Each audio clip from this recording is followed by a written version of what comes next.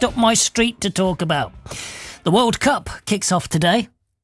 What do you mean you didn't know? Of course you knew. The World Cup starts today. But this World Cup is being played on tabletops.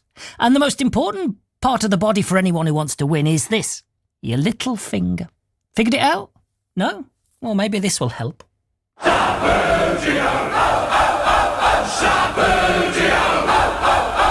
Subbuteo, the champions, the champion game of all. Subbuteo, professional football at your fingertips. I love that. And I love Subbuteo. I got the grandstands. I got the floodlights. I got the little policeman on his horseback. I got the cup presentation team, complete with mini cup. I got it all. Got it out the loft the other day just to have a look at it. You know what I mean? Put some spectators in the grandstand, then put them back again. It's the Subbuteo World Cup. It gets underway today in Tunbridge Wells. Players from all around the world, including Australia, Brazil and Japan, will compete in 6 different categories. Stewart Grant is the host of the Subbuteo World Cup. He's my mate. He doesn't know it yet, but he's going to be. Hello, Stu. How you doing, buddy? I'm good. Yourself? Yeah, I love this. I was a massive Subbuteo kid, if you like. Fantastic. I still got me stuff. And for those younger listeners who think, what's he on about Subbuteo? Just describe it for us, Stu. Well, let's say it was the FIFA of its day, before we had computer consoles and we actually looked across the table and played games with each other.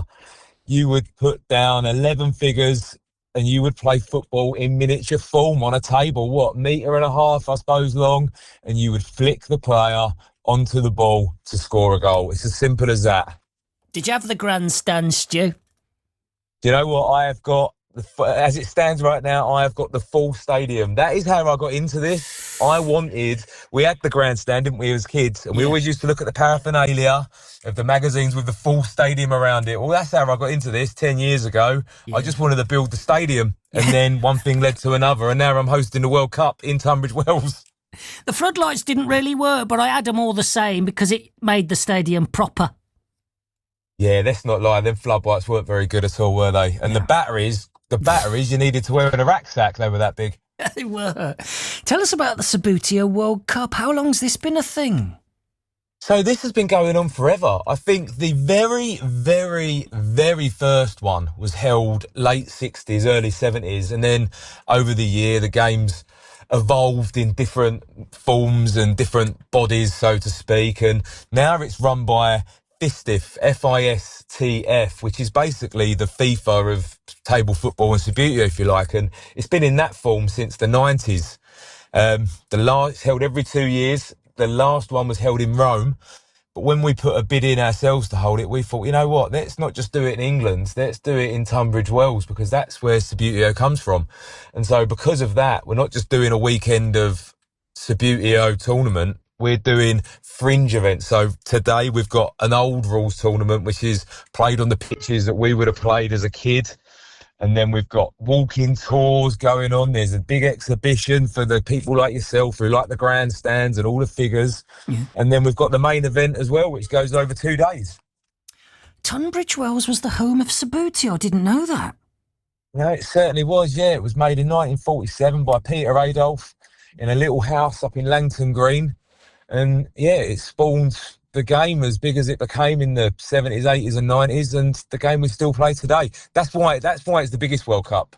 Players are coming not just to play the game that they would, but they've made a point of wanting to come because it's the home. They could win the World Cup where the game come from. We've been using it's been very cheesy, we've been using the tagline, it's coming home, and it really is. It is. Who's going to win? England, I hope. Well, you know what? Well, we've never won it. We've never won it ourselves. The best we did was we finished second in 2007 in one of the open tournaments. A guy called Casper Bennett finished second. He's playing this year, along with a load of others. And to be honest, we've got a good shout. It's in our own backyard. I mean, the Italians are very good. The Belgians are good. The Maltese, who you probably wouldn't expect, are very, very good. But it's in our backyard, so there's no reason why we can't. In the youth categories, in the under-16s, we've got a fantastic chance. I don't want to put any pressure on any of them, but they know who they are. So, yeah, hopefully this is our year. We can make it happen. And if your viewers want to watch, they can. If they can't get down to Tunbridge Wells, obviously it's a little bit of a distance for you guys, but it's being streamed. If people search online, FISTF FISTF World Cup, FISTF World Cup, will have links to our streaming. So from tomorrow, they'll be able to stream it and watch it live with multi-camera angles. And it's free. They don't have to pay a subscription like you would with Sky Sports. Oh, it's the sporting event of the year for me, this is. It is. Do you still have to flick to kick? You do, don't you? Yeah, exactly the same. Yeah, the technique's exactly the same. You still flick. There's no holding your finger with your thumb to propel it faster. It's still the same traditional flick. The game has evolved ever so slightly. Rule changes have happened. That happens with any sport. But the essential parts of the game are still exactly the same. The dexterity, the way we play. The biggest difference is we don't play it on the carpet anymore. We play it on tables with nice astro pitches. Yeah. Do you have the TV gantry with the little cameraman on the top and the commentator sat on a box just underneath him? Oh, of course, yes, that we've got it all. I actually heard when you was building up to this, you've got the cup presentation kit with a little FA Cup. Yeah, I have. That little trophy, a lot of people have got that set, but not many people have got the trophy because that trophy was so small, it gets lost. So hold on to that. Oh, I could be worth a fortune in Subbuteo terms. It could. There's only one problem I can see, Stu, with all of this. Shall I tell you what it is? Go on.